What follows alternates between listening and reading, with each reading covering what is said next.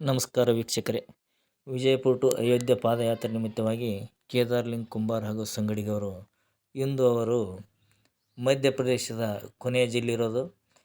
ಇವತ್ತವರು ಮಧ್ಯಪ್ರದೇಶದ ಗಡಿ ಹತ್ತಿರ ಹೊರಡ್ತಾ ಇದ್ದಾರೆ.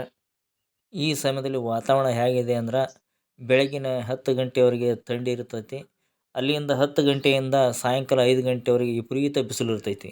ಈ ಸಮಯದಲ್ಲಿ ವಿಪರೀತ ಬಿಸಿಲು ಅಂದರೆ ಈ ಸಮಯದಲ್ಲಿ ತಿರುಗಾಡೋಕ್ಕೆ ಆಗಲ್ಲ, ಅಷ್ಟೊಂದು ಬಿಸಿಲು ಇರ್ತೈತಿ. ಅಲ್ಲಿಂದ ಸಾಯಂಕಾಲ ಮತ್ತು 5 ಗಂಟೆಯಿಂದ ಹೋದ ನಂತರ ಈ ಚಳಿ ಪ್ರಾರಂಭ ಆಗ್ತದೆ. ಇಲ್ಲಿನ ಟೋಲ್ ನಾಕದಿಂದ ಹಾಗೆ ಹೊರಡ್ತಾ ಇದ್ದಾರೆ.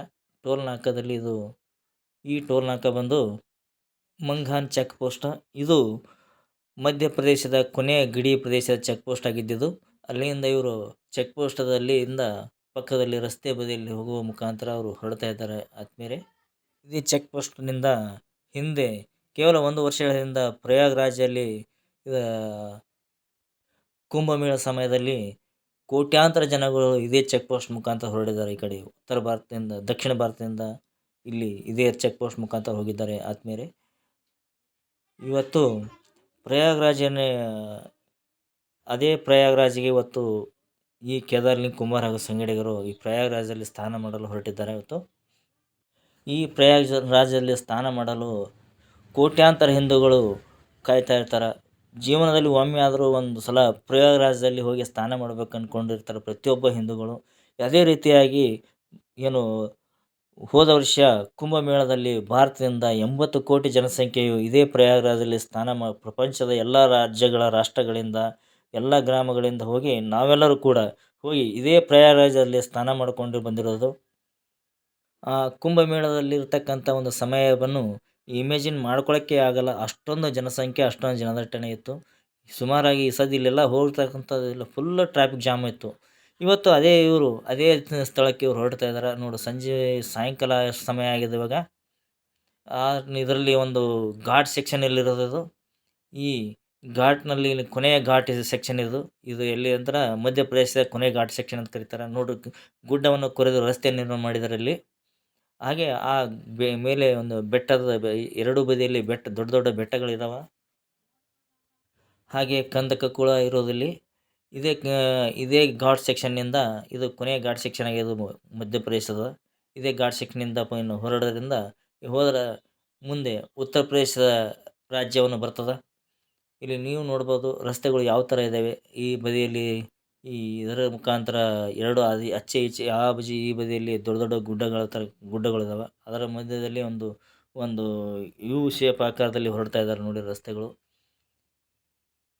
ಆತ್ಮೀಯ ವೀಕ್ಷಕರೇ, ಇಲ್ಲಿವರೆಗೆ ಮುಂಚೆ ನಾವು ಈ ಪ್ರಯಾಗರಾಜದಲ್ಲಿ ಕುಂಭಮೇಳ ಸ್ನಾನ ಮಾಡೋದಕ್ಕೆ ಕೋಟ್ಯಾಂತರ ಎಲ್ಲ ಜನಗಳು ಹೋಗಿದ್ದಾರೆ. ಯಾವ ಮುಖಾಂತರ ಅಂದ್ರೆ ಟ್ರೈನ್ಗಳ ಮುಖಾಂತರ, ವಾಹನಗಳ ಮುಖಾಂತರ, ಬೈಕ್ಗಳ ಮುಖಾಂತರ ಹಾಗೂ ಇನ್ನಿತರ ಕಾರ, ಇನ್ನು ಹಲವಾರು ಕೆಲವರು ಹತ್ತಿರದಲ್ಲಿರ್ತಕ್ಕಂಥ ಪಾದಚಾರಿಯ ಮುಖಾಂತರ ಹೋಗಿದ್ದಾರೆ. ಆದರೆ ಇವತ್ತು ಕೇದಾರ್ಲಿಂಗ್ ಕುಂಬಾರ ಇವತ್ತು ಯಾವ ಥರ ಹೋಗಿದ್ದಾನೆ ನೋಡಿ. ನೀವೇ ನೋಡ್ಬೋದು. 60 kg ಮೂಟೆಯನ್ನು ಹೊತ್ತುಕೊಂಡು ಇಲ್ಲೆಲ್ಲ ಈ ಹಲವಾರು ಕಂದಕಗಳ ಮಧ್ಯದಲ್ಲಿ, ಯಾಕಂದರೆ ಅಲ್ಲಿ ಇರ್ತಕ್ಕಂಥ ನೋಡಿ ಯಾವ ಅಂಥ ಇದರಲ್ಲಿ ಹೋಗಿದ್ದಾನಂತಂದ್ರೆ ಹೊರಡುವಾಗ ಹಗಲು ರಾತ್ರಿ ಎನ್ನದೇ ಹೊರಡ್ತಾ ಇದ್ದಾನೆ. ಇವತ್ತು ನೀವು ನೋಡ್ಬೋದು, ಒಂದು ಸಂಜೆಯ ಸಮಯ ಆದರೂ ಕೂಡ ಹಾಗೆ ಇನ್ನೂ ಪ್ರಯಾಣ ಬೆಳೆಸ್ತಾ ಇದ್ದಾನೆ. ಕೇವಲ ಅಲ್ಲಿ ಬೆಳಕೇನು ಯಾವ ಥರ ಕಾಣ್ತಾ ಇದೆ. ಇವತ್ತು ಈ ಸದ್ಯ ಬರ್ತಕ್ಕಂಥ ವಿಡಿಯೋದಲ್ಲಿ ಇದು ಉತ್ತರ ಪ್ರದೇಶದಲ್ಲಿ ಇರೋದು. ನಿನ್ನೆ ಚಾಕ್ ಎಂಬ ಗ್ರಾಮದಲ್ಲಿ ರಾತ್ರಿ ವಾಸ್ತವ್ಯ ಹೂಡಿದನು. ಆ ಚಾಕ್ ಎಂಬ ಗ್ರಾಮ ವಾಸ್ತವ್ಯ ಹೂಡಿದ ನಂತರ ಹಾಗೆ ಎಂದಿನಂತೆ ಬೆಳಗಿನ ಜಾವ ಹಾಗೆ ಹೊರಡ್ತಾ ಇರೋದು. ಕೇದಾರ್ಲಿಂಗ್ ಕುಂಬಾರ್ ಎಷ್ಟೊಂದು ಉತ್ಸುಕನಾಗಿದ್ದಾನೆ ನೋಡಿ. ಕೈಯಲ್ಲಿರ್ತಕ್ಕಂಥ ಒಂದು ಶ್ರೀರಾಮನ ಧ್ವಜ ಹಾಗೆ ಅದನ್ನು ಕೈಯಲ್ಲಿ ಹಿಡಿದುಕೊಂಡು, ಹಾಗೆ ಅದರ ಜೊತೆಗೆ ಒಂದು 60 kg ತಲೆಯ ಮೇಲೆ ಮೂಟೆಯನ್ನು ಹೊತ್ತುಕೊಂಡು ಹೊರಡ್ತಾ ಇರೋದನಂದ್ರೆ ಅವನ ಪುಸ್ತಕ ನೋಡಿ ಎಷ್ಟೊಂದು ದಿನದ. ಸುಮಾರು ಇಲ್ಲಿವರೆಗೆ ಎಷ್ಟು ದಿನ ಆಯ್ತದಂದ್ರೆ 35 ದಿನ ಪ್ರಯಾಣ ಬೆಳೆಸಿದಂತಾಗಿದೆ. 35 ದಿನ ಪ್ರಯಾಣ ಬೆಳೆಸಿದ್ರು ಕೂಡ ಅವನಲ್ಲಿರ್ತಕ್ಕಂಥ ಒಂದು ಉತ್ಸುಕತೆಯನ್ನೇ ಕಡಿಮೆ ಆಗಿಲ್ಲ. ನೀವು ನೋಡ್ಬೋದು. ಕೇದಾರ್ಲಿಂಗ್ ಹಾಗೂ ಸಂಗಡಿಗೆಲ್ಲರೂ ಇಲ್ಲಿವರೆಗೆ ನಿನ್ನೆ ಲೋಹಾರ, ನಾರಿಬಾರಿ, ಹರೋ, ಗನ್ನೆ, ಬಾತ್ಪಾರ, ಅಮೆ, ಗೌಹಾನಿಯಾ, ಗುರುಪುರ್, ಬೀಕರ್, ಈರಾಗಿನ್ನಿ, ಡಂಗುಪುರ ಹೀಗೆ ಹಲವಾರು ಗ್ರಾಮಗಳನ್ನು ದಾಟಿಕೊಂಡು ಮುಂದೆ ಸಾಗ್ತಾ ಇರೋದು. ಕೇದಾರಲಿಂಗ ಹಾಗೂ ಸಂಗಡಿಗರು ಇಲ್ಲಿವರೆಗೆ ತುಂಬ ತುಂಬ ದೂರವನ್ನು ಕ್ರಮಿಸಿಬಿಟ್ಟಿದ್ದಾರೆ. ನಾವು ಇಮ್ಯಾಜಿನೇ ಮಾಡ್ಕೊಳಕ್ಕೆ ಆಗಲಾರ್ದಷ್ಟು ದೂರವನ್ನು ಕ್ರಮಿಸಿಬಿಟ್ಟಿದ್ದಾರೆ. ಆತ್ಮೀಯರೇ, ಒಬ್ಬ ಸಾಮಾನ್ಯ ವ್ಯಕ್ತಿಯು ಯಾವ ಥರ ನಡಿಲಕ್ಕೆ ಸಾಧ್ಯ ಅದತ್ತಂದ್ರೆ, ಅವ ಕೇವಲ ಒಂದು ಈ ಕಾಲ್ನಡಿಗೆ ನಡಿಬೇಕಪ್ಪ ಅಂತಂದ್ರೆ ಯಾವುದೋ ಒಂದು ವಸ್ತು ಇರ್ಲಾರ್ದೆ ಹಾಗೆ ನಡೀತಾ ಇದ್ ಒಂದು ನಡೆಯೋದೇ ತುಂಬ ಕಷ್ಟಕರ. ಅಂಥದ್ರಲ್ಲಿ ಒಂದು ತಲೆಯ ಮೇಲೆ ಒಂದು 60 ಕೆಜಿ ಮೂಟೆಯನ್ನು ಹೊತ್ತುಕೊಂಡು ಒಂದು ಪ್ರಯಾಣ ಮಾಡ್ತಾ ಇದ್ದಾನೆ ಅಂತಂದ್ರೆ, ಅದು ಇವು ತುಂಬ ಆಶ್ಚರ್ಯಕಾರಿ ಅನ್ನೋ ವಿಷಯ ಅನ್ಬೋದು. ಯಾಕಂದ್ರೆ ನಾವು ಅನ್ಕೊಂಡಿದ್ದೀವಿ ಮುಂಚೆ ಇಷ್ಟೊಂದು ಇಲ್ಲಿವರೆಗೆ ಇಷ್ಟೊಂದು ಪ್ರಯಾಣವನ್ನೇ ಮಾಡಕ್ಕೆ ಸಾಧ್ಯನೇ ಆಗಲ್ಲ ಅಂತೇಳಿ ಎಲ್ಲ ಜನಗಳು ಅನ್ಕೊಂಡಿದ್ರು. ಮುಂಚೆ ಇವನು ಪ್ರಯಾಣ ಮಾಡುವಾಗ ಅಷ್ಟು ದೂರ ತುಂಬ ದೂರ ಆಗ್ತದ. ನಿನ್ನಿಂದ ಹೊರಡಲಕ್ಕೆ ಸಾಧ್ಯನೇ ಇಲ್ಲ. ಅಲ್ಲಿ ಅಷ್ಟೊಂದು ದೂರ ಹೋಗೇ ಬೇಡ ಅಂತ ಎಲ್ಲರೂ ಅವರೇ ಅದೇ ಹೇಳ್ತಾ ಇದ್ದರು. ಆದರೆ ಅದನ್ನು ಅವ್ರು ಯಾರು ಹೇಳಿದರೂ ಕೂಡ ಅದನ್ನು ಯಾರ ಮಾತನ್ನು ಲೆಕ್ಕಿಸದೆ ಇವತ್ತು ಸುಮಾರಾಗಿ ಒಂದು 12, 1300 ಕಿಲೋಮೀಟರ್ ಪ್ರಯಾಣ ಬೆಳೆಸಿದಾನೆ ಅಂತಂದ್ರೆ ಅದು ಬಹಳ ತುಂಬ ಕಠಿಣವಾದ ಒಂದು ಪರಿಶ್ರಮ ಅನ್ನಬಹುದು ಇದಕ್ಕೆ. ಇನ್ನೇನು ರಸ್ತೆ ಮೇಲೆ ಹಾಕಿರ್ತಕ್ಕಂಥ ಒಂದು ಕಬ್ಬಿಣದ ಫಲಕ ಇದೆಯಲ್ಲ, ಆ ಫಲಕದ ಮೇಲೆ ಏನು ಪ್ರಯಾಗ್‌ರಾಜ್ ಕೇವಲ ಇನ್ನೇನು 45 ಕಿಲೋಮೀಟರ್ ಮಾತ್ರ ಬಾಕಿ ಉಳಿದಿರೋದು.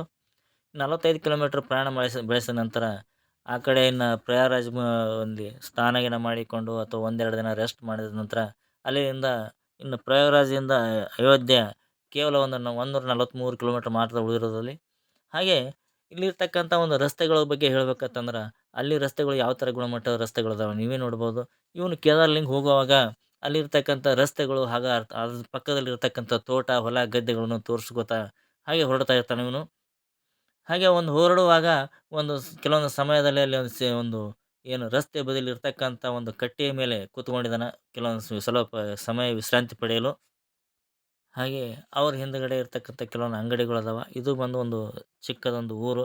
ಇದು ಡಂಗುಪುರ ಅಂತೇಳಿ ಊರಂತಲ್ಲಿ ಇವರು ಕೂತ್ಕೊಂಡಿದ್ದಾರೆ. ಕೆಲವು ಸಮಯವನ್ನು ರೆಸ್ಟ್ ಮಾಡ್ತಾ ಇದ್ದಾರಲ್ಲಿ.